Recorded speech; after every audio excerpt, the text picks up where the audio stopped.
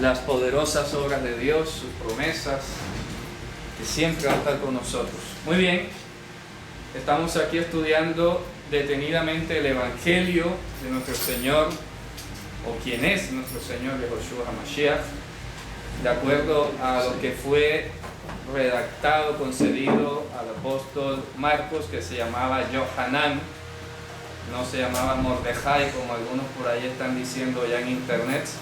El nombre está allí, es Yohanan, y pues le pusieron por sobrenombre Marcos, porque lo más probable es que sea la alusión griega de decir el hijo de María, Maricos, porque la mamá de él se llamaba Miriam, o Marías en griego.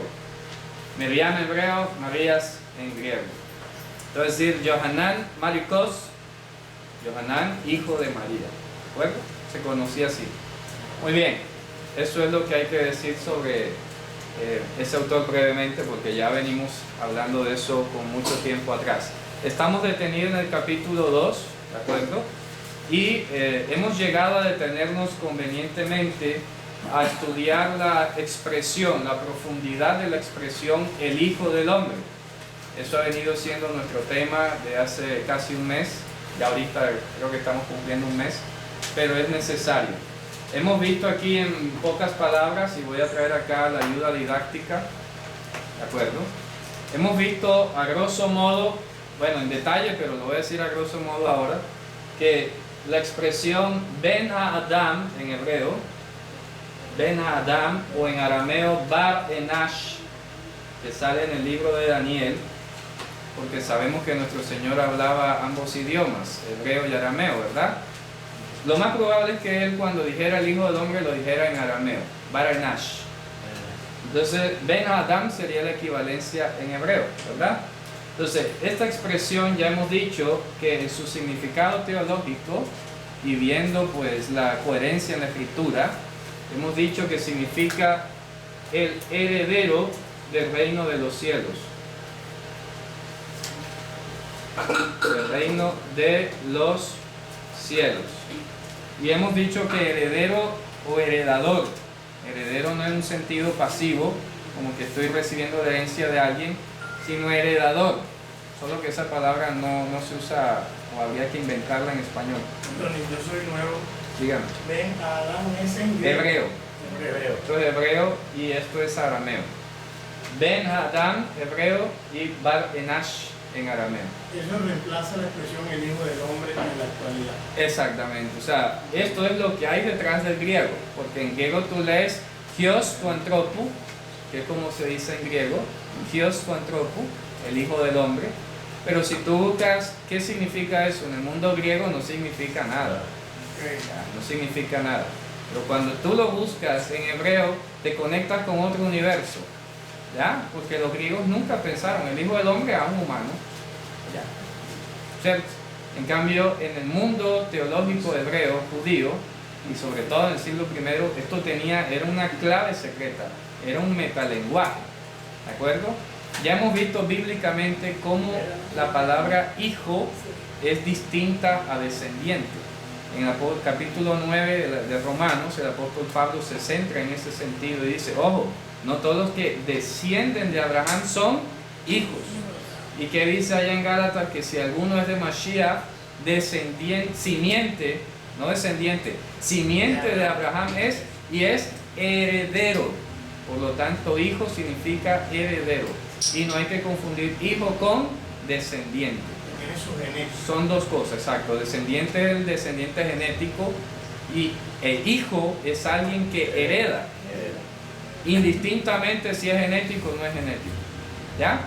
¿Por qué? Porque si alguien adopta, que es el caso de todos nosotros que hemos sido hijos, hechos hijos de Dios por adopción. Nosotros no somos hijos naturales ni directos de Dios. Somos hechos hijos, es decir, herederos. Que dice que somos coherederos del Mashiach, ¿cierto? Y eso está distribuido en toda la Escritura. Aquí la novedad como tal es este sentido de la palabra Adam, que no tiene nada que ver con hombre terrenal ni estas cosas. Esto es un uso teológico, ¿de acuerdo? Adam, en la literatura judía, en el Midrash y hasta en el propio Zohar, se le llamó al reino de los cielos. Y aquí habíamos dicho algo interesante que hay que añadir. La expresión Malchut Hashamayim, que es reino de los cielos, Malchut Hashamayim. ¿Qué significa Malchut, si alguien se acuerda? Reino. Malchut. Si lo busca en un diccionario por ahí, significa reino, Así sabe. obvio, Malchut. Pero en la teología judía, Gobernador. Malchut, yo lo dije aquí, ¿no se acuerdan? ¿No se acuerdan? ¿Ah? Pilas. Malchut significa la expresión más inferior de Dios. La expresión inferior de Dios. Ojo. ¿Ya? La expresión inferior o más inferior de Dios. ¿Cuál fue el otro sinónimo que habíamos dado de Malchut en ese sentido? Dígame. Tranquilo. Quiero captar todo bien. Bar-Enash, ¿qué significa? Arameo. En arameo. Sí, Bar-Enash. ¿Y significa qué? Literalmente es el hijo del hombre, es la equivalencia aramea de Ben Adam. Ok, gracias. Pero eso en sentido teológico es esto. Entonces, Malchut, en un diccionario cualquiera y cualquier judío promedio te va a decir reino. Pero si el judío no tiene formación teológica, nunca va a saber que eso significa la expresión más disminuida, inferior de Dios. ¿Ya? Eso es Malchut. Entonces, cuando decía Jesús, arrepentido que el reino de los cielos se ha acercado, se está refiriendo a Él mismo. Él es Malchut Hashamayim. Él es la expresión, aquí en la tierra, fue la expresión más inferior de Dios.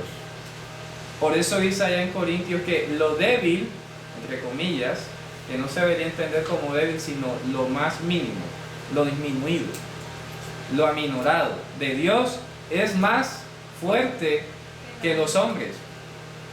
Dice, lo débil de Dios, ¿qué es lo más débil de Dios? El reino de los cielos. ¿De acuerdo?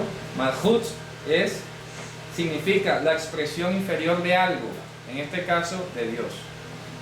Eso hay que tenerlo y hay que repasarlo porque mire que nadie se acordaba. ¿Ya? Y hay que estarlo repasando. ¿En qué idioma es Malchut? Esto es hebreo. Hebreo. Sí. Entonces, Malchut Hashamayim es equivalente de a Adam. ¿De acuerdo? Y Adán es plural. No, Adam es singular.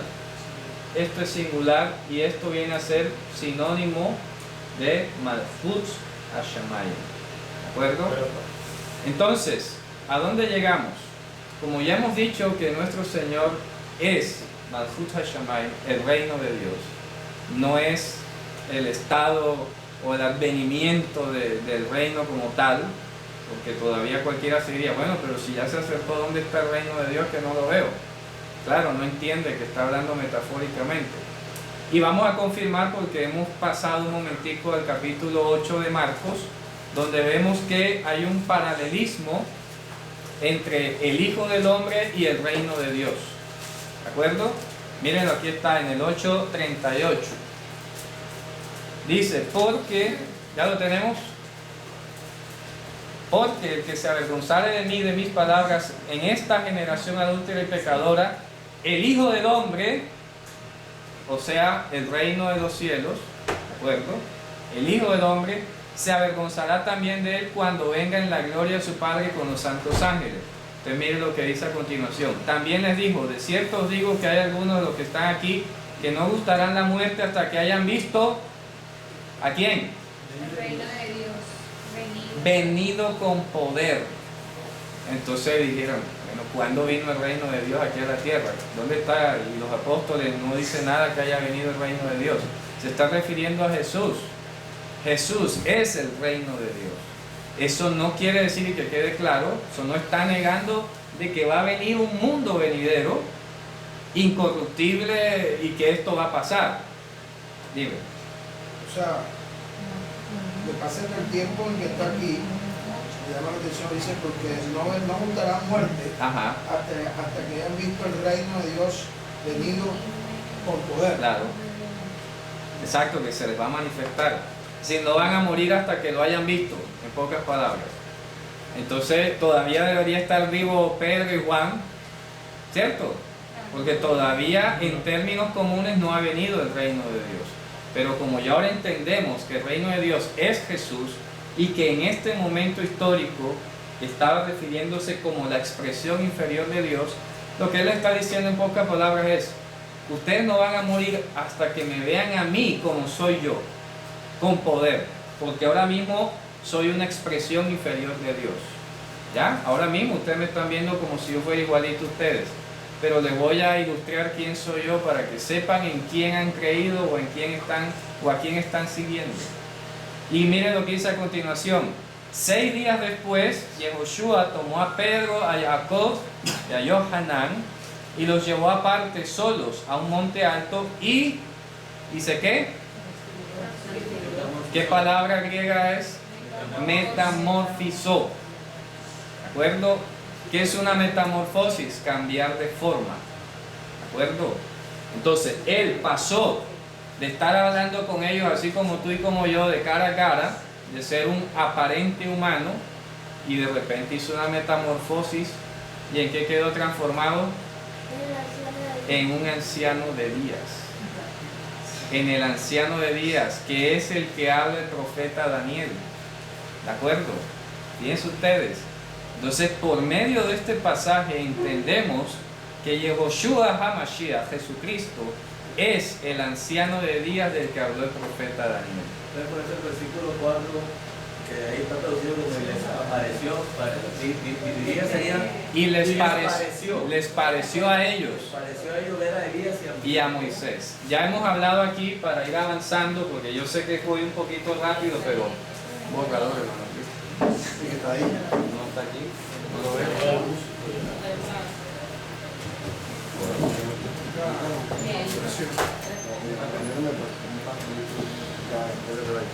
Bien, vamos a esperar al borrador. Entonces estamos haciendo como un repaso de los equivalentes, pero miren que se nos había olvidado uno, que era Malhut. Nunca se nos debe olvidar, porque estamos en una escuela y estamos repasando para aprender, ¿verdad? No solo para escuchar. Malhut nunca se nos debe perder de vista, ¿ya? La expresión inferior de algo, en este caso de Dios. Muy bien. Ahora vamos a hacer otras equivalencias que ya venimos estudiando, pero pues a causa de los hermanos que nos están visitando vamos a tratar de pasar rápidamente por allí. ¿Cuáles son las otras equivalencias? Que el anciano de días que vio el profeta Daniel, o que se le mostró a él, tenía 3 características: cabellos como blanca lana, ¿cierto? Sí. Como blanca lana. Vestidos blancos como la nieve, como la nieve. Y que tenía su trono, un trono que tenía llantas, o sea, un carruaje, un trono o carroza de fuego. ¿Qué habíamos dicho entonces? Que esto representaba a Moisés, Moshe, y esto representaba a Eliyahu, profeta Eliyahu, que es Elías. ¿De acuerdo? Moshe es sinónimo de la Torah y Elías indica la profecía. Después que dijimos que la Torah se le llamaba la sabiduría, La Jotma. Jochma en hebreo, Jochma. Y luego dijimos que la profecía se le llamaba la inteligencia, que es la Binah en hebreo. Por eso que termina diciendo el apóstol Pablo en Colosenses capítulo 2, 4, 2 del 3 al 4, dice: en él habitan corporalmente toda la plenitud de Dios. En él están escondidos todos los tesoros de la sabiduría y la inteligencia de Dios. En él, en Yehoshua. Por lo tanto, él es el anciano de días. ¿De acuerdo? Dime. Porque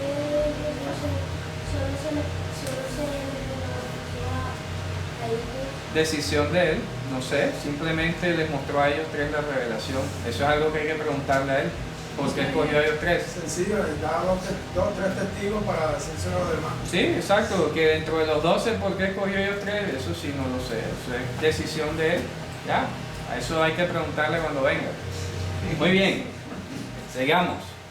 Estamos viendo entonces, ¿de acuerdo?, que Yehoshua Mashiach metamorfizado es el anciano de días. ¿De acuerdo?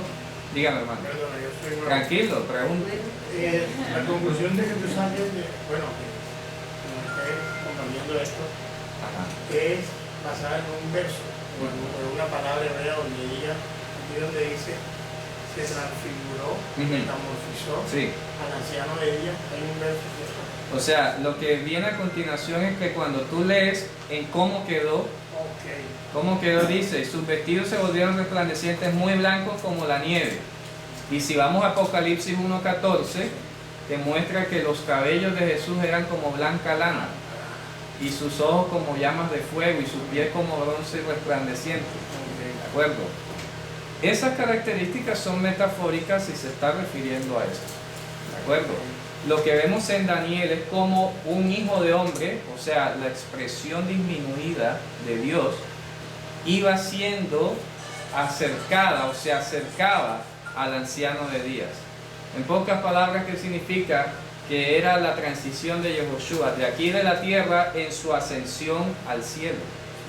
Por eso dice en Hebreos capítulo 1, versículo 4, que Él, habiendo expiado nuestros pecados, ¿qué dice? Vamos a leerlo.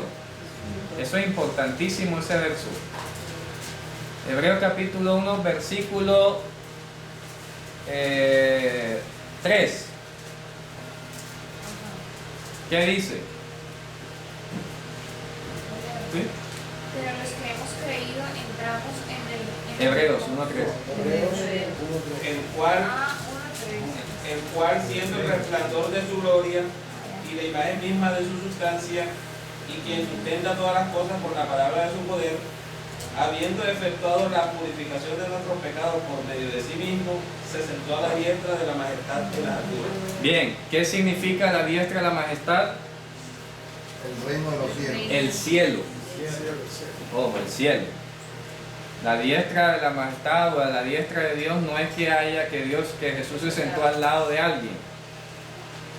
Esa expresión aramea significa el cielo. Eso significa, en arameo se dice Yeminá de Malká. Eso significa la diestra de la majestad. Yeminá de Malká.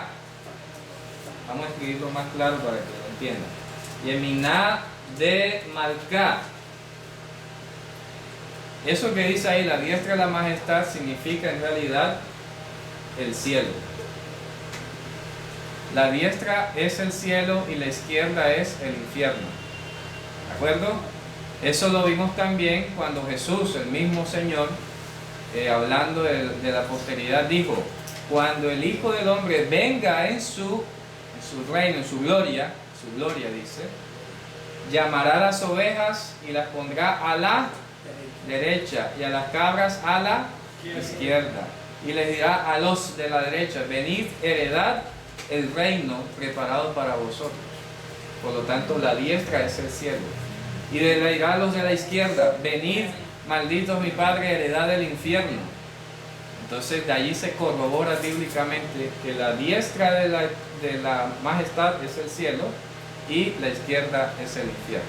¿De acuerdo? No que haya derecha. No es que haya un trono o hayan dos tronos, porque es la imagen tradicional que hay en la mente cristiana, que el Padre como que está aquí en un trono, a pesar de que todo el mundo sabe que el Padre no tiene cuerpo, o todo el mundo entiende eso. Entonces, no sé, viéndolo así se imaginarán otro trono aquí al lado. Así es. Un invisible y Un invisible y otro trinitario, es tripartito. Sí, entonces habrá otro trono acá para el Espíritu Santo. ¿De acuerdo? No, así no es.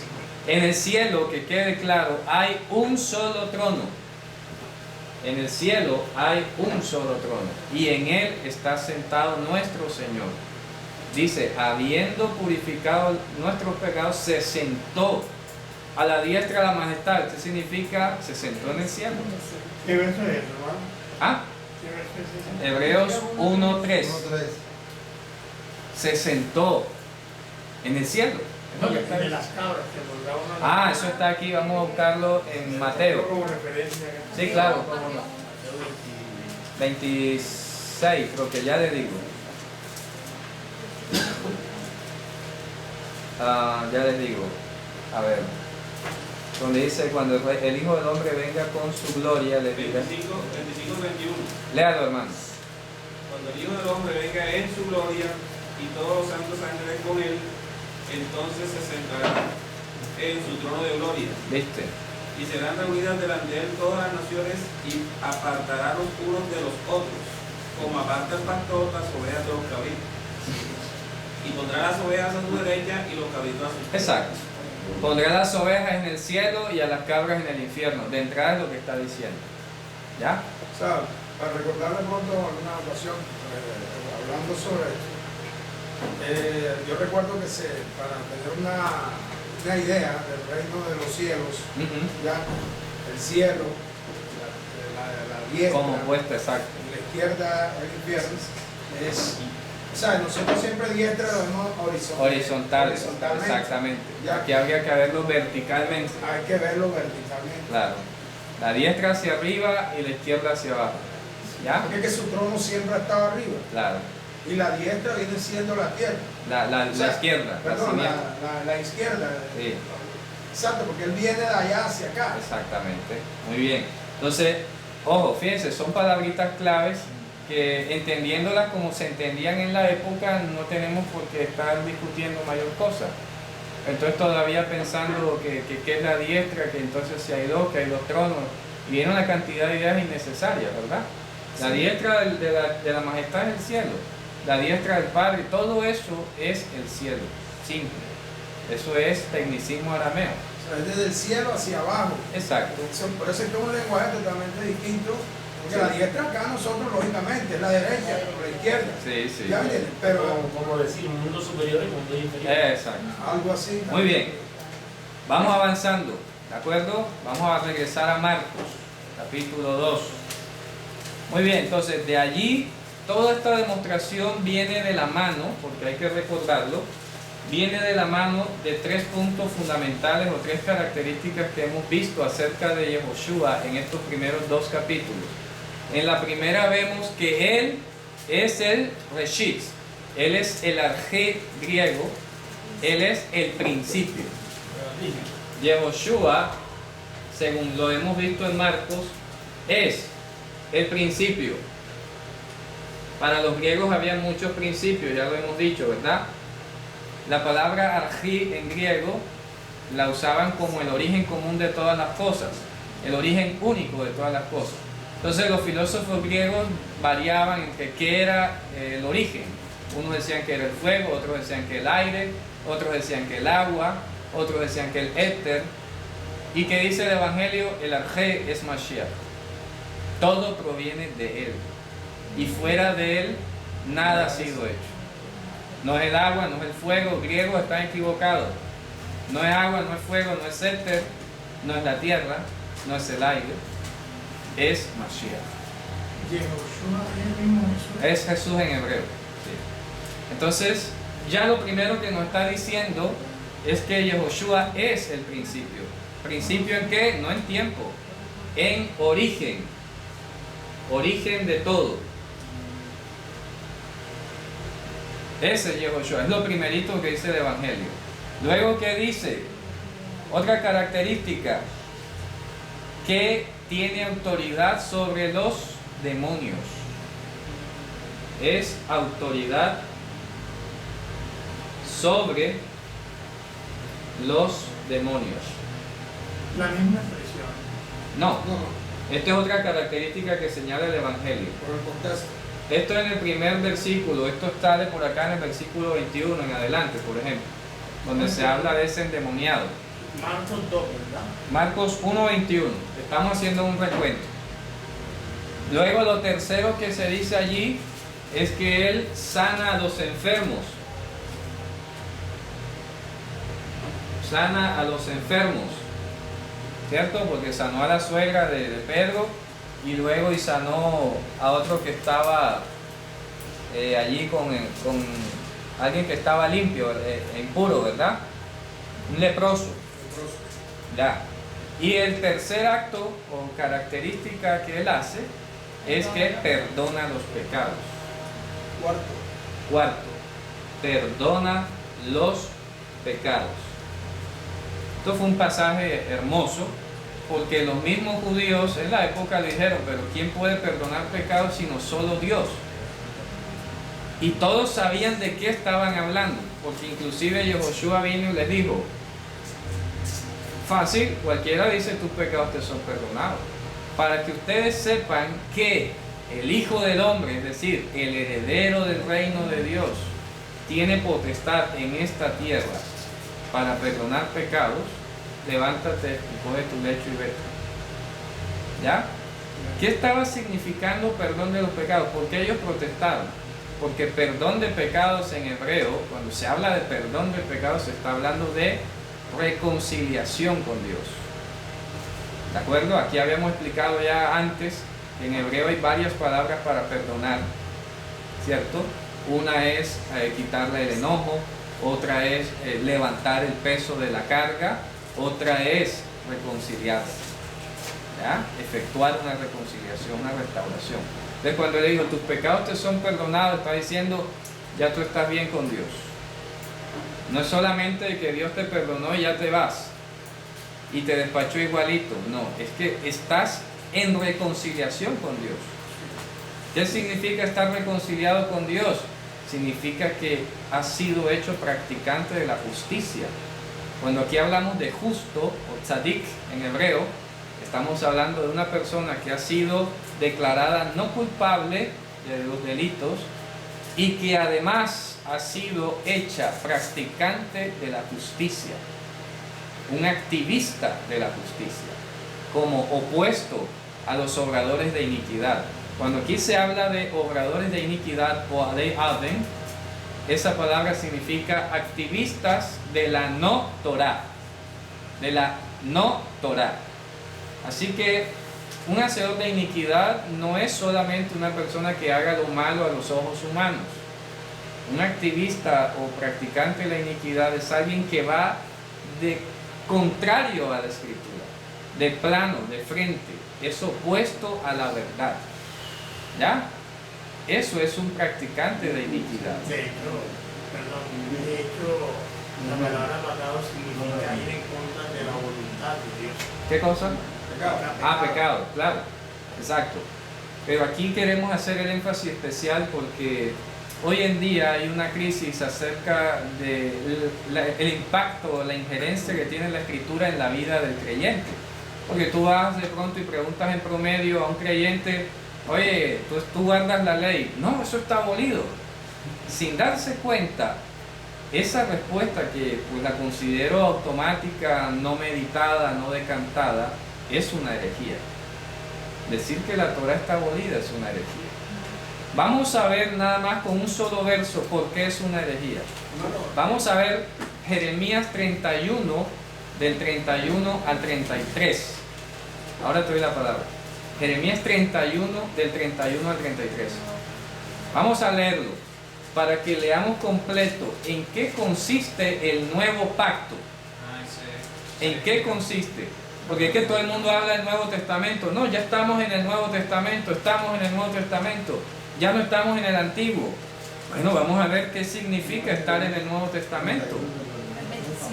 Vamos a leer desde el 31 al 33. Solo una pregunta. Dígame. ¿Cuál es la palabra en hebrea que practicante de la Torah? Poalei Aven. Poel Aven. ¿Qué mano te dice? Me perdió. Poel Aven. Aven es lo que se traduce en griego como anomía. Y anomía es no, a de es no, y nomía es ley. No ley, no Torah. ¿De acuerdo? No Torah. Enemigo de la Torah, activista de la no Torah. Eso es lo que es un Poel, es activista. Y Aven es no Torah. Es decir, un activista de la no Torah, alguien que está a favor de no practicar la ley. Eso es un obrador de iniquidad. Alguien que está a favor de no practicar la ley. para que se den cuenta. Jóvenes. O él es activista, viene de obrador. ¿Iba a decir algo, hermano? Ya no recuerdo muy bien de Deuteronomio, no recuerdo bien que decía, y te presentarás como un cordero, como algo así, y te reconciliarás con Dios. Y dice, no sé qué, y te reconciliarás con Dios. O sea, hay unos requisitos. Eso es requisito cuando Jesús invita a la reconciliación tal. Claro. Directamente, El ofrecimiento del cordero y todo eso. Cordero y todo eso, o sea, cómo podemos, pegarnos para no decir abolido. No, eso significa, como dice en Hebreos capítulo 9, hasta el tiempo de reformar todas las cosas. Me explico, no está abolido, evolucionó, para hablarlo en términos modernos. No está abolido, simplemente evolucionó, porque el principio activo sigue funcionando, ¿ya? Porque ahora el sacrificio es Él. No está anulado, simplemente que cambió de nivel. El sacrificio no está ¿Me anulado, explico? pero fue el nivel. El sacrificio no está anulado, cambió de nivel. Los pecadores que se arrepienten ahora están haciendo. Claro, estamos poniendo las manos en Él. Sacrificio. Así como antes se ponía la mano en el animalito, ahora se pone en Él. Es igual, ¿ya? Entonces no está anulado. Vamos a Jeremías 31, del 31 al 33. De hecho, se evoca la sangre del Mesías. Claro. He aquí que vienen días, dice Adonai, Presta atención. en los cuales haré nuevo pacto con la casa de Israel y con la casa de Judá. No como el pacto que hice con sus padres el día que tomé de su mano para sacarlos de la tierra de Egipto, pues ellos invalidaron mi pacto, aunque fui yo un marido para ellos, dice Adonai. Pero este es el pacto que haré con la casa de Israel, después de aquellos días. Presta atención, léelo fuerte. Daré mi ley en su mente y la escribiré en su corazón. Y yo seré a ellos por Dios y ellos me serán por pueblo. ¿Qué es eso último que vimos? El pacto. En Génesis, el que le dijo a Abraham, yo seré Dios para ellos y ellos serán pueblo para mí. Es el único pacto, la única promesa que hay. La columna vertebral de la Escritura es esa. Dios se encargaría de que nosotros le reconociéramos conscientemente como Dios y Él haría que nosotros fuésemos aceptos a Él como pueblo. ¿Y qué iba a hacer? Para ello, entre otras cosas, iba a poner su Torah, su ley, en la mente, la iba a escribir en el corazón. Dígame, hermano. El capítulo 21, 3 de Apocalipsis lo sella también y dice así: y oí una gran voz del cielo que decía, he aquí el tabernáculo de Dios con los hombres, y Él morará con ellos, y ellos serán su pueblo. Ahí está. Y Dios mismo estará con ellos como su Dios. Perfecto, fíjate tú. Entonces, esa misma palabra viene de Génesis 17 y es la que recorre toda la Escritura y va hasta Apocalipsis. Esa es la columna central. Y Dios se aseguró de que esa promesa estuviera siempre presente en su Torah. Estaba en el ADN, ¿no? Eso está espiritual. Claro. O sea, era entonces la Torah es oral, ahí. La Torah inicialmente fue de Torah de luz. Porque si tú analizas el verso, claro, porque está en nuestro ADN. Pero ¿a qué te refieres con ADN, hermano? O sea, ¿cómo te explico? O sea, que la Torah como tal fue dada en la mente y en el corazón de las personas. Pero, ojo, eso lo que estamos viendo es ahora en el nuevo pacto. Porque de pronto lo que tú estás queriendo decir pareciera que todo el mundo la tuviera. Y no es así. ¿Ya? Lo que está diciendo es que Dios, a los que Él llamara, a los que Él escogiera, le iba a circuncidar el corazón, le iba a quitar el corazón de piedra y Él iba a hacer una obra maravillosa de ponerla. Porque otra cosa es decir que nacemos con la Torah. No nacemos con la Torah. Porque aquí la Escritura dice en Efesios capítulo 2:1 que éramos por naturaleza hijos de ira de Dios. Igual que el resto de los mortales. Pero cuando a Dios le plació llamarnos por su gracia, ¿de acuerdo? Viene y realiza el trabajo de la salvación. Y lo sella poniendo su palabra, que es este pacto del que estamos hablando. ¿Por qué? Porque cualquiera puede tener la Torá físicamente hablando, como la tiene el pueblo judío y muchos más, pero una cosa es tenerla físicamente y otra cosa es tener la mente de Mashiach. ¿De acuerdo? Y no todo el mundo tiene la mente de Mashiach. ¿Ya? Dígame, hermano. Cuando el Señor está hablando sobre los enemigos de la Torah, por lo menos en 2 Tesalonicenses 2:3, que habla del ministerio de la iniquidad, que traduce mal ahí, es el ministerio de la anomía. El texto que dice ahí, nadie nos engañe en ninguna manera, porque no vendrá sin que antes venga la apostasía y se manifieste el hombre de la anomía. Claro. Fíjate tú, de la no Torah. No es que una persona nazca con Torah, al contrario, aquí hay uno que está evitando que la aprenda. Exactamente. Ese es el ministerio de la anomía. anomía. Está sentado como si fuera Dios. Vea, exactamente, como si fuera el ministerio no Torah. El ministerio de la no Torah. Dígame, hermano. Ahora cuando él decía el ADN, la palabra dice que la palabra de Dios que venga hasta los tuétanos. Y en los tuétanos es donde está nuestra genética. Y solamente alguien tiene la genética, mi hijo tiene mi genética si es hijo mío. ¿Sí? Claro. O sea, que los que tienen la palabra de Dios en su mente y en su corazón son sus hijos. Son sus hijos. Y alguien no es un reino, puede tener que ser algo muy abrupto para que no sea un hijo de uno. Claro. Un rey hace su heredero príncipe a su hijo porque es su hijo, claro, no a un siervo. Claro, así es, muy bien. Correcto, por eso es que él nos libró de la esclavitud del pecado y nos ha hecho siervos de la justicia, practicantes de la justicia. Pero fíjate que hay una palabra que dice que ya no seréis más mis siervos. Claro, les llamaré amigos. ¿Ya? Les llamaré amigos. Amigo es asociado. Muy bien, vamos a continuar aquí en este repaso. Entonces, con esta ¿por qué llamarnos amigos si eres todo? Y todo lo que está en el universo emana de él. Pero nosotros somos su simiente del Padre. No. O sea, mira que dice Efesios. Vamos a leer Efesios, hermano, para que sepamos el punto de partida. O sea, es lo que entiendo. Eso, vamos al punto de partida. Entiendo desde el Padre del Eterno. Es que mira, déjame te explico, perdón. Ok, perdón. Te voy a decir. Una cosa es que de Dios haya procedido todo, ¿verdad?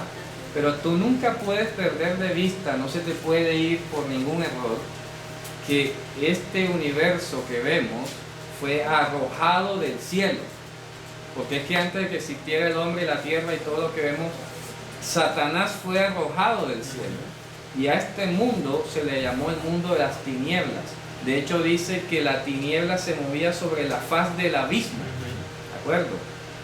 Todo lo que había en el abismo estaba destituido de la gloria de Dios. Por lo tanto, no es hijo. No tiene nada que ver con Dios. Aunque haya salido, no conservó ni el 1% de los atributos de Dios. ¿Ya? Por lo tanto, todo lo que estaba aquí estaba perdido. ¿Qué dijo el Mesías? El Hijo del Hombre vino a buscar lo que se había perdido.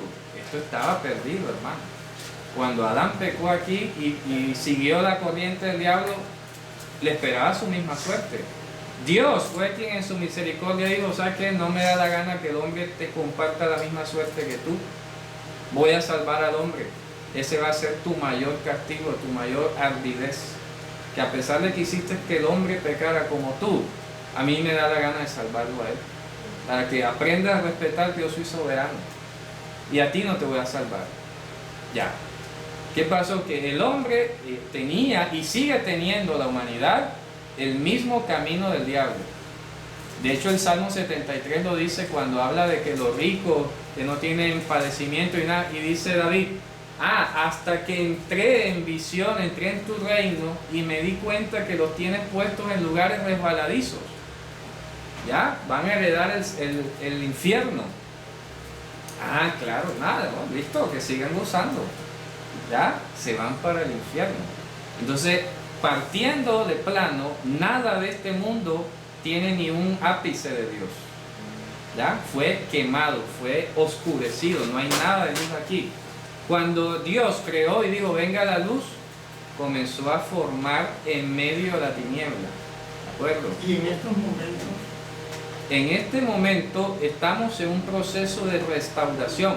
Por eso digo, el que empezó en vosotros la obra, Él la terminará. O sea que no somos productos terminados. hermano, pero Romanos 1 dice que el que ha visto la naturaleza está viendo a Dios. No, estamos hablando de corporeidad, porque el pecado está genéticamente. Eso es como dijo el profeta Jeremías. El pecado de Judá está tallado con cincel en su corazón. Porque fuimos cambiados. ¿Me explico? Es que nacimos corruptibles. ¿Ya? No es que fuimos cambiados, hermano. Tú naciste aquí corruptible. Vamos a leerlo aquí en Efesios capítulo 2. Mira lo que dice aquí. Esta es la sentencia más severa que no le gusta a la carne. Mira lo que dice. Y Él os dio vida a vosotros cuando estabais muertos en vuestros delitos y pecados, en los cuales anduvisteis en otro tiempo siguiendo la corriente de este mundo, conforme al príncipe de la potestad del aire, el espíritu que ahora opera en los hijos de desobediencia, entre los cuales también todos nosotros vivimos en otro tiempo en los deseos de nuestra carne, haciendo la voluntad de la carne y de los pensamientos, y éramos por naturaleza hijos de ira, lo mismo que los demás. Pero Dios, que es rico en misericordia, por su gran amor con que nos amó, aun estando nosotros muertos en pecados, nos dio vida juntamente con Cristo. ¿Ya? Por gracia soy salvo. Por gracia soy salvo. Porque a Dios le plació. Pero no había nada aquí. Dios no se enamoró de algo bueno en nosotros. ¿Ya? Yo siempre lo he comparado y el ejemplo siempre lo he usado. Dios con la humanidad se portó como un artista. Un artista que va por la calle y ve un montón de basura allí, que el resto de la gente no le para bola. Y Dios en su genialidad dijo, esta lata doblada yo la uso en una obra de arte que yo me voy a cranear. Este papel quemado y arrugado me sirve. Esta vara seca me sirve. Y cuando viene a Dios como artista, presenta una obra terminada. Después que abre la obra la voy a bañar en oro. Ya, eso lo hace él.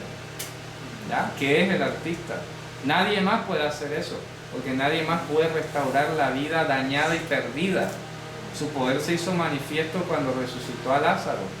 Hasta los mismos judíos habían perdido la esperanza dentro de su universo mitológico o folclórico de que Lázaro resucitara. Señor, ya hiede, está podrido. Si hubiera venido antes, hubiera habido por oportunidad. culpa tuya se murió. No se preocupen, que mi poder se perfecciona en la debilidad. Debilidad significa pérdida de toda capacidad. ¿Verdad? Eso es debilidad, pérdida de toda capacidad. Entonces dices, mi poder se perfecciona, se hace más glorioso cuando no hay ninguna posibilidad. Dígame, hermano. El Salmo 51. Dígame. Dice aquí, en maldad he sido formado y en pecado me concibió. Amén. Correcto. Entonces aquí en estos cuerpos mortales, antes de que el Señor nos llamara, había oscuridad. Aquí había tiniebla, no había ni una pizca, ni un fotón de luz. ¿Me explico? Aquí no había ni un fotón de luz, no había ni una letra de Torah, no había nada. Esto estaba oscurecido, hermano, y listo para irse al abismo. Pero Dios es el que manda la luz. Dice, el lucero de la mañana resplandezca en vuestros corazones. Es Él quien resplandece. Josué 1:8 afirma lo que dice. Claro. Nunca se apartará de tu boca. Claro, es una promesa. ¿Y qué más dice la Escritura? Hasta que el lucero resplandezca en vuestros corazones. Isaías lo dice, levántate y resplandece porque tu luz ha venido sobre ti. Si la luz no viene, Jerusalén no resplandece. ¿Ya? No tiene forma. ¿De acuerdo? Muy bien, vamos a continuar. ¿Cuál es la idea de hablar de la metamorfosis de Mashiach, de hablar de estos atributos? ¿Cuál es el sentido del horizonte de todo esto? Simple. Totalizando a corte del capítulo 2 de Marcos, lo que hemos venido sosteniendo es que Yehoshua es Dios. Ya. Esa es la conclusión de esto. ¿De acuerdo? Yehoshua es Dios. Es el anciano de días. Yehoshua, aquí está. Es el anciano de días. Vamos a colocar esta coma, está mal puesta, es al revés. Muy bien, es el anciano de días. Él es Dios. El que está sentado ahora mismo en el trono de la majestad en las alturas. No hay otro. ¿De acuerdo? No hay otro que esté sentado. No hay quien mande más la parada sino Él. Dice, yo soy la puerta, el que no entra por mí es ladrón y salteador. No hay otro camino. Es Él. Si alguien hoy dice que tiene Torah, que tiene buenas obras, y no confiesa que Yehoshua es Mashiach, que es Hashem, no entra en el reino de los cielos. Sea quien sea, hermano, de donde venga, no entra. Sencillamente. Yo No. y mi padre uno solo. ¿sí? Claro, entonces ahí ahora vamos a estudiar, o estábamos estudiando lo que era Abba. Muy bien, de todo esto que estábamos hablando, hemos llegado, pues entonces obviamente surge la pregunta, bueno, entonces el Padre, ¿cómo es esto que mencionan el Padre a cada rato? Entonces son dos, ¿verdad? Entonces, ¿qué hemos dicho aquí? Que a la sabiduría de lo alto, que es la Torah en su máxima expresión, en su plenitud, en toda su revelación, la sabiduría de lo alto en Israel se le llamaba Abba. ¿De acuerdo? Padre. A la sabiduría de lo alto se llamaba Abba. ¿Qué es la sabiduría de lo alto? La Torah. De lo alto, Es Abba. la Torah. Abba. Es diferente a Abba, Padre. No, es que aquí pronuncian mal. Dicen Abba, no es Abba. Porque es arameo. Abba. Así como golpeado, hermano. Abba, sí, como Abba. Abba. Abba. Abba. Muy bien. La sabiduría alto es la Torah. ¿Qué estamos diciendo? Ojo, en su plenitud. Porque una cosa es la Torah escrita que tenemos y otra cosa es la sabiduría profunda de Dios, la que habita en la luz inaccesible. Dígame, hermano. Bueno, perdona que yo pregunte tanto, pero es que como quiero que lo que usted me diga me quede claro. Ajá, acá. dígame. Sabiduría de lo alto significa la palabra Abba. No, así se le llama. Abba significa padre en arameo. Usted busca un diccionario arameo en internet y dice Abba, padre. O sea, pasa que la palabra de Abba tenía una connotación teológica Eso, en el correcto, primer siglo correcto. para referirse a la sabiduría de lo alto. Exactamente. ¿Ya? ¿Por qué se llamó Abba?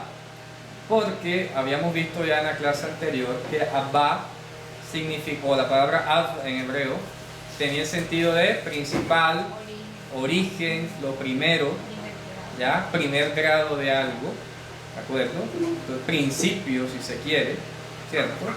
Entonces, a partir de la Torah, de la palabra y la sabiduría de Dios, fue que se hicieron todas las cosas. Por eso aquí decimos que Yehoshua es la Torah viviente, ¿de acuerdo? Por eso en él habita todos los tesoros de la sabiduría, ¿de acuerdo? ¿Qué otro origen principal? ¿Qué otro? Primer grado, porque habíamos dicho, por ejemplo, que en hebreo hay una expresión que es Abtumah, que se escribe así, significa literalmente padre de inmundicia, pues resulta que eso no tendría sentido en oídos occidentales. Padre de inmundicia se llama a un cadáver, por ejemplo. Un cadáver es un Abtumah, es un padre de inmundicia, es decir, una inmundicia de primer grado, una contaminación originante, porque un cadáver es impuro en primer grado, el que lo toca es impuro en segundo grado y el que le sigue atrás, tercer grado. Entonces se llama Abtumah al origen de donde proviene la impureza, ¿ya?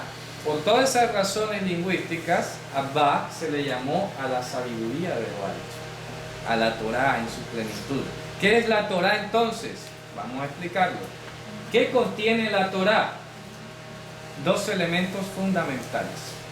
La Torah contiene Hukim y Mishpatim. ¿De acuerdo? Hukim y Mishpatim. Los Hukim son las promesas inamovibles de Dios.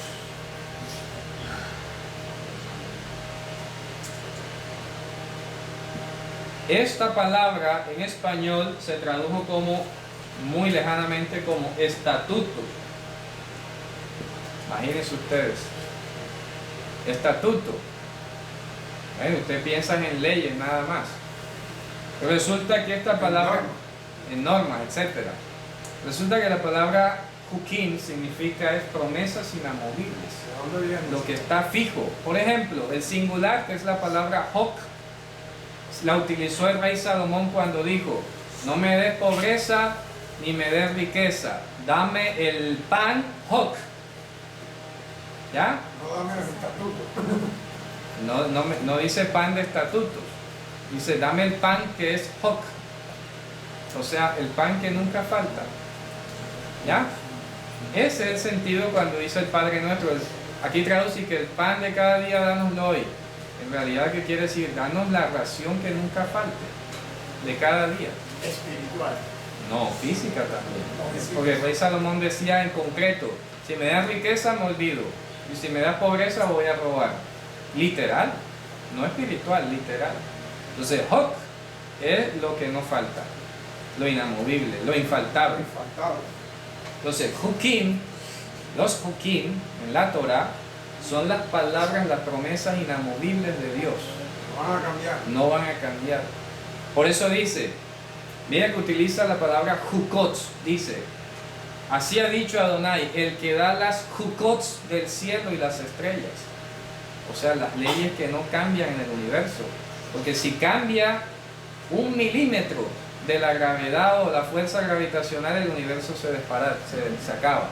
Es decir, De hecho, en Jeremías 33 habla de que si faltaran las leyes de la tierra, bueno, ahí no traduce, faltaría la promesa. ahí traduce leyes y el hukah, hukot. exacto. Ya O ves. sea, lo que pasa es que el español se queda corto, porque no puede ser, por ejemplo, las leyes que gobiernan el universo son hukot, Claro, ya, porque no varían. no varían. Ya, entonces la palabra en hebrea está bien utilizada para referirse a aquello, sea norma, sea Promesa, infaltable, exacto. sea cualquier cosa, es lo que no va a Lo que cambiar. no va a O sea, cambiar. es decir, si hay un estatuto, un mandamiento que esté dentro de un hukot, eso no va a cambiar. No va a cambiar, correcto. Y los mishpatim, es el otro elemento de la Torah, son los procedimientos. Procedimientos. Eso sí puede ser variable. O están dentro de los hukot. No, los mishpatim se ajustan a la circunstancia, ¿de acuerdo? ¿Por qué? Porque son de práctica. Esto le concierne a Dios, Él se encarga de esto, nosotros nos encargamos de esto. ¿Me explico? Porque a nosotros nos compete hacer los procedimientos, ¿ya? Cuando nosotros hacemos esto, Dios se está encargando de mantener su palabra. Si yo hago esto, Dios ha dicho: cuando hagas esto, yo me responsabilizo de que venga esto. Eso es una hukah, hok. Nosotros hacemos mishpatim. Que tiene que ver netamente con nosotros. ¿Sí? Lo que nos atañe a nosotros. ¿Ya? Cuando hacemos esto, ¿cierto? ¿Qué tenemos? Procedimientos, cosas que hacer, y tenemos promesas o respaldos, si queremos verlo de esa manera. Vamos a utilizar aquí la palabra respaldo, respaldo divino, respaldo infaltable. Apoyo, ¿vale? Dígame. Apoyo. Apoyo, respaldo, es diferente. Dígame, hermano. Empatín lo que traduce como mandamiento. Aquí traduce mishpatim como juicios, Juicio. los juicios de tu boca. En hebreo dice mishpetei pija, ¿ya? Es decir, los procedimientos que han salido de tu propia boca. Por eso los mishpatim de la Torah son diferentes a las halachot de la ley judía. ¿De acuerdo? Las halachot son procedimientos según la ley judía, según la tradición de los sabios, según todo esto. Entonces, una cosa es el procedimiento divino ordenado en la Torah, y otra cosa es lo que el humano le quiso agregar para ser más específico. Por ejemplo, Dios dijo: las frutas son kasher, los animales tales y tales son limpios, son puros. La ley judía viene y decía: si a un cordero lo degolla un gentil, ya se vuelve impuro. Ese procedimiento judío, esa halajá judía, está opuesta al mandamiento de Dios. Porque Dios nunca dijo, el cordero va a dejar de ser puro cuando le pase esto. Nunca. El cordero es puro desde que nació hasta que murió. La halajá judía pretendía cambiarle la naturaleza a lo que Dios había declarado limpio. Por eso es que cuando dijo Jesús, que lo juzgaron porque se comían con las manos. Exacto, con las manos sucias. ¿Qué hace? Contamina los alimentos. ¿Y quién les dijo eso a ustedes? Yo me puedo enfermar de una diarrea, de lo que quiera, pero eso sale a la letrina, hermano. Pero eso no le va a cambiar la naturaleza a lo que Dios declaró limpio. Así que no me vengas a hablar de eso porque estás equivocado. Una cosa es que haya la necesidad de la higiene, que con eso no estoy peleando. Y de ahí sabemos ese pasaje inclusive para llamar todos los alimentos ahora todo, porque dice, esto lo dijo para dejar limpios todos los alimentos. Y no, lo que está diciendo es que lo que Dios había declarado limpio, lo dejó limpio. ¿Me explico? Lo que quitó fue, o desmontó, fue la judía que quería cambiarle la naturaleza a lo que Dios había llamado limpio. Nada más por el hecho que lo tocó. Eso es un buquín. Exacto, eso parte de los hukim, ¿ya? Y de los mishpatim, para nosotros. ¿Y cómo convence a estos ortodoxos de que la bajada? Ese velo, esa la revelación, ese velo se lo quita Mashiach. Eso está escrito. Claro. Ellos tienen un velo puesto en los ojos, el cual por Cristo es quitado. del cual habla Romanos. Claro, en 2 Corintios 3. Eso no se lo puede quitar nadie, hermano. Humanamente, de pronto osaría yo demostrar algo aquí y a ver si Dios, pero siempre va a ser Dios quien se lo revele. Por mucho que yo tire verso y todo acá, es Dios quien le quita el velo en su tiempo. Romanos dice que Él endurece, le da espíritu de estupor y enseguece y pone sordo a quien le sea. No endurece, ojo, deja duro. Deja. Sí, Lo que está duro. lo que está duro. Él no endurece a nadie.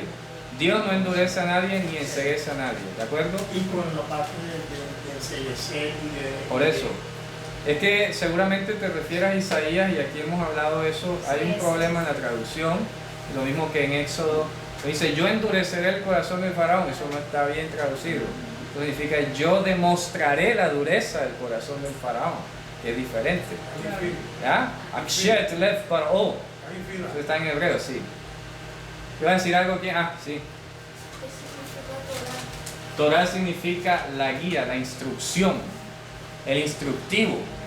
La Torah es como comparable a una receta. Si tú quieres hacer salmón ahumado, hay una receta y unos procedimientos específicos para que te dé ese resultado.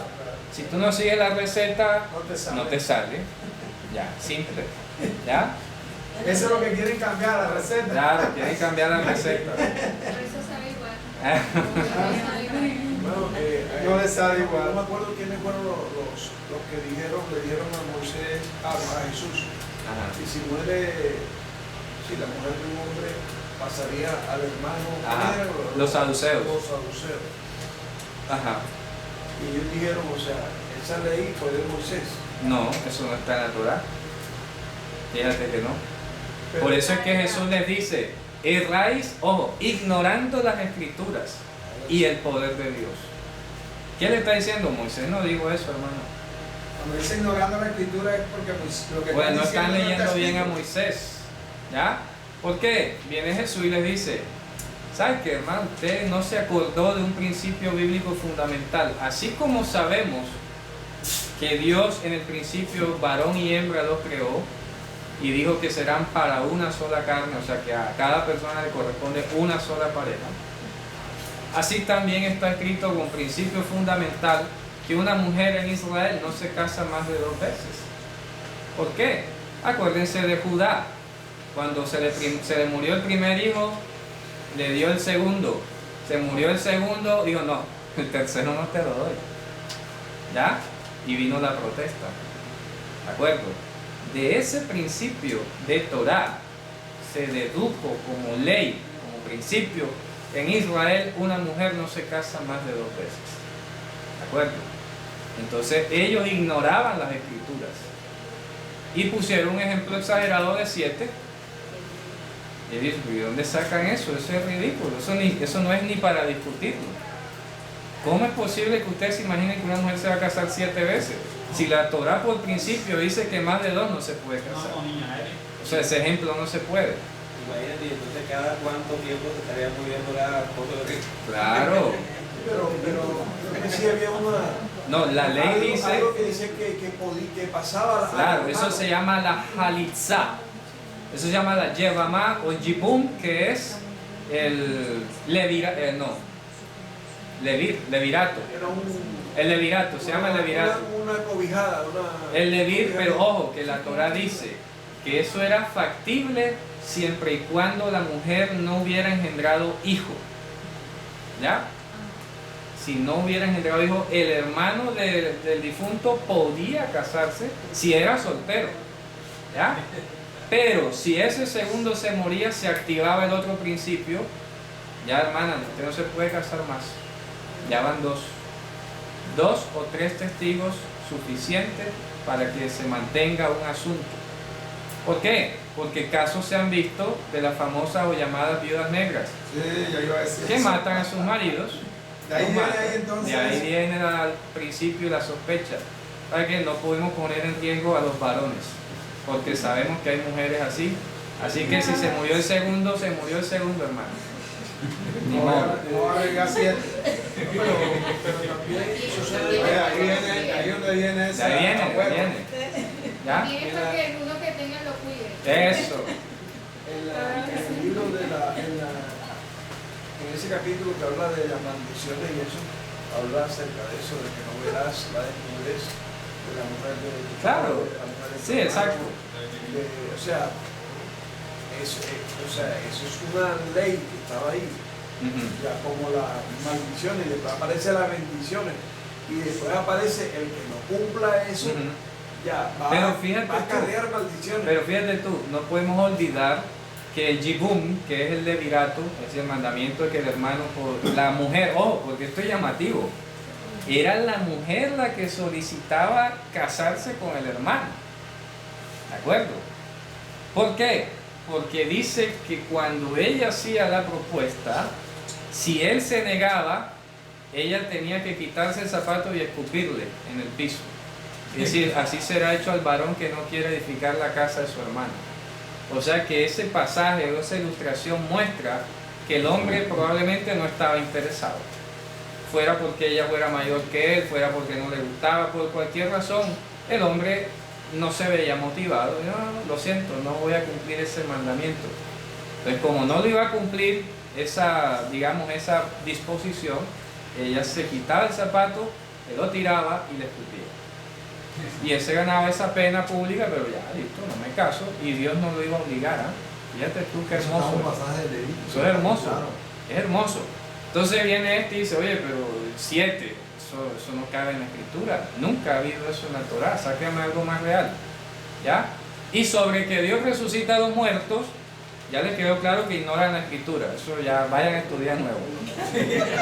Y segundo, si hay resurrección de los muertos, claro, Dios se llama Dios de Abraham, Dios de Isaac, Dios de Jacob, Dios de vivos, no de muertos. Así que va a resucitarlos. Para Él van a estar vivos algún día. No se va a llamar Dios de muertos. Y eso es lo que estamos viendo acá, ¿verdad? ¿A dónde vamos llegando? Hoy no vamos a alcanzar a terminar porque esto está interesante, ¿verdad? ¿A dónde vamos a llegar? Que estamos diciendo que la Torah plena tiene promesas, respaldos, promesas inamovibles o encomiendas inamovibles y tiene procedimientos a seguir. Entonces me gustaría leer el Salmo. Hermano, permíteme Dígame. leer algo. Esto es el mandato de David a Salomón. Dígame.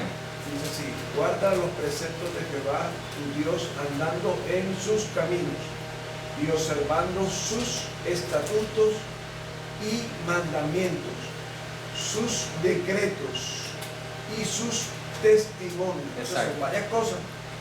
O sea, puedo volver a Sí, yo te entiendo. Dice, en sus caminos, observando sus estatutos y mandamientos, sus decretos y testimonios, de la manera que está escrito en la ley.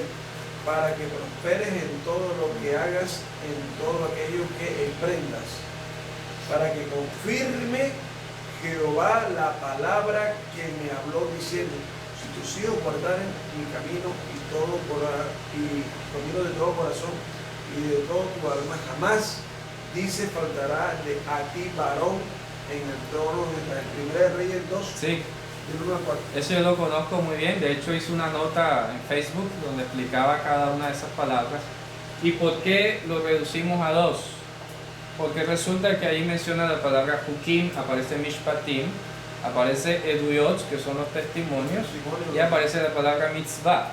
Resulta que la palabra Mitzvah es una unión de Mishpatim. Es una unión de Mishpatim, ¿de acuerdo? Cuando tú haces varios Mishpatim, consigues una competencia que es una mitzvah, ¿ya? Entonces por eso se resumen dos, porque los testimonios no son obras, ni los testimonios son procedimientos, los testimonios son referentes de lo que Dios hizo en el pasado y lo que va a hacer en el futuro, pero no es algo de hacer. Aquí me estoy refiriendo a cosas prácticas de hacer, ¿ya? Por eso se resumen dos. De hecho, en Éxodo, cuando ellos salieron de Egipto, dice que les dio Hukim y Mishpatim. Les dio esas dos cosas básicas, ¿ya? No olvides su beneficio. Exacto. Entonces, para terminar, vamos a leer, hay un salmo que también está citado en el libro de Hebreos. Vamos a buscarlo, Hebreos capítulo 10. Una misbah es una competencia porque es la unión de muchos Mishpatim, exacto. Uno o más Mishpatim. Vamos a ver Salmo 40. Y entonces porque siempre se dice, los misbot son 613 misbot. O sea, competencias. ¿Ya? Porque Pareciera mínimo cada mitzvah, o sea, esas son competencias. Es diferente a procedimientos. Una mitzvah de la Torah puede tener 2, 3, 4 procedimientos.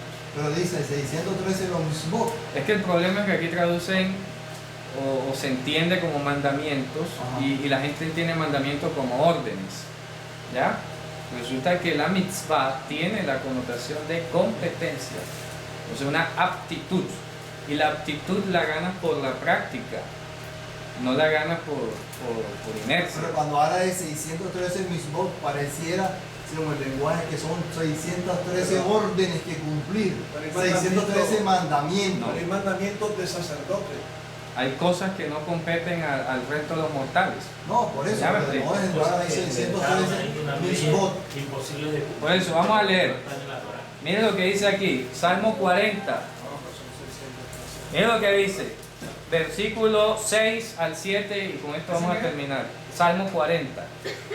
¿A dónde vamos? Mira a dónde vamos. Está hablando, este es un salmo mesiánico, un salmo que se refiere al Mesías. Y dice, sacrificio y ofrenda no te agrada, has abierto mis oídos. Ahí el apóstol Pablo tradujo o explicó que la expresión abierto mis oídos significa me preparaste un cuerpo. ¿Ya? Eso es lo que significa. La demostración lingüística la hacemos después. Dice, holocausto y expiación no has pedido. Entonces dije, he aquí vengo con el rollo del libro, como está escrito de mí. El hacer tu voluntad, Dios mío, me ha agradado, y tu Torah está en medio de mis entrañas. ¿Ya? ¿A dónde vamos? Que como hemos dicho, la Torah, tu Torah, se llama Abba. ¿De acuerdo? Cuando Mashiach viene a la tierra, viene con el rollo a hacer la voluntad de Abba. O sea, la voluntad de la Torah. Es la Torah misma. ¿Ya? Él viene a sujetarse aquí en la tierra a todo lo que decían los Hukim y los Mishpatim. Por eso fue que le dijo a Juan, porque él le dijo para que lo bautizara. Y Juan le dijo enseguida, oye, pero si yo tengo que ser bautizado por ti. Y él dijo, no, porque conviene que cumplamos toda justicia. Déjame que este procedimiento no lo puedo evitar. Es lo mismo, cuando él sube a los cielos, yo me imagino a los ángeles un poco incómodos, ¿verdad? Sabiendo que es él. Señor, te tenemos que leer esto. Sabemos quién eres tú, pero perdónanos. a ti te ordeno, o sumo sacerdote Yehoshua, que esto, que vamos a coronarte, sabiendo ellos quién es Él. Pero es un procedimiento que tenían que cumplir, ¿ya? Después entenderemos por qué era necesario que se cumpliera cada cosa. Bueno, si Él es el Dios soberano y como quiera que sea, ¿por qué tiene que obedecer a que un ángel lo corone, a que un ángel le reciba y le lea un decreto y de todo? Porque Dios respeta su palabra, Él no se la puede saltar, porque se dejaría de ser Torah y dejaría de ser Dios. Si Dios mudara, por eso lo dijo, cielo y tierra pasarán y mi palabra, dijo Yehoshua, no pasará. ¿Ah? Y dijo después, ni una letra, ni una yud, ni un kotz pasará de la Torah hasta que todo exista. ¿Ya? No. Vamos a terminar con eso. Y ya, para que nos vayamos con esa ilustración y ese aprendizaje. Cuando Jesús dijo eso, resulta que la letra Yud es de las más pequeñas. Vamos a hacerlo un poco más grande. Una letra Yud hecha por un escriba profesional en Israel tiene esta forma. A ver. ¿Ya? Tiene esta forma. Es un estilo gótico. Esta punta, este kotz, esto es lo que se llama kotz. La palabra kotz significa espina en hebreo. ¿De acuerdo? No es tilde. Si en hebreo no hay tilde. ¿Ya? Ni coma ni nada de eso. Entonces, esta es la letra Yud en comparación, por ejemplo, con una Bad. Entonces, la letra Yud es la más pequeña del alfabeto hebreo. Y entonces Jesús está diciendo, ni lo más pequeño de la Torah, ni lo más pequeño de lo más pequeño. ¿Ya? Porque esto es lo más chiquitico, este detalle. Y es curioso porque en la ley de los escribas, si un rollo de Torah revisado con lupa, a alguna letra Yud le faltaba un kotz, se consideraba inválido. Tocaba, sí, se retiraba automáticamente. No, eso era una regla de escriba. Eso era estilo, eso era aptitud o competencia. Caligrafía. Claro, eso tenía que ser perfecto. Si a un rollo de Torah le faltaba un kotz, se retiraba automáticamente del servicio. ¿Ya? Quedaba invalidado. Entonces Yehoshua dice, ni una yud, ni un kotz va a pasar de la Torah. ¿Dónde dicen un kotz? Allí donde dice ni una tilde. Pero no aparece kotz. Obvio, porque...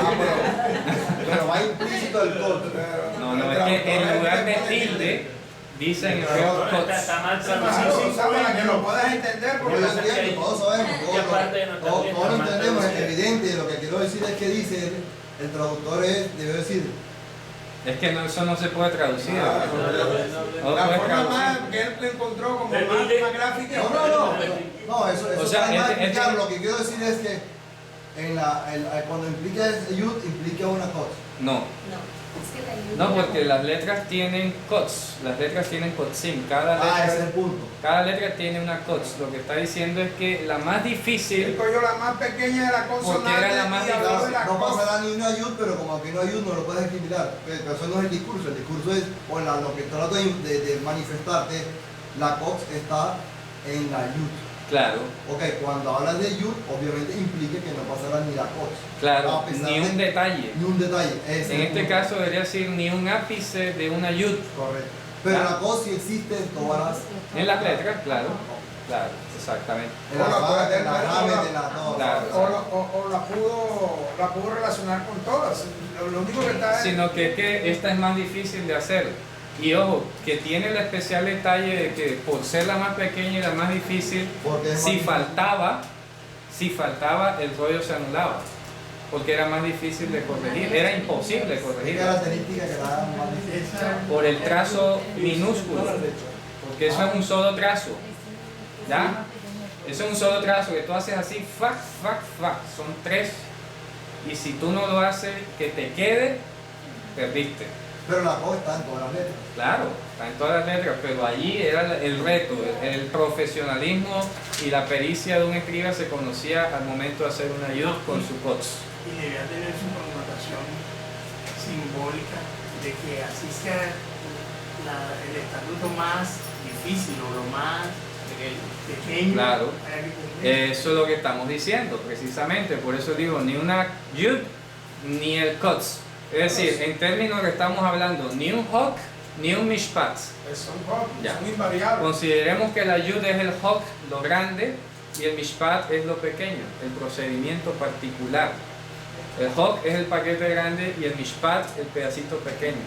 Entonces, ni un hok ni un mishpat, ni una yud ni un kotz. ¿Y en español? Ni una, no se puede traducir. Pero tenemos que poner algo ahí. La espina.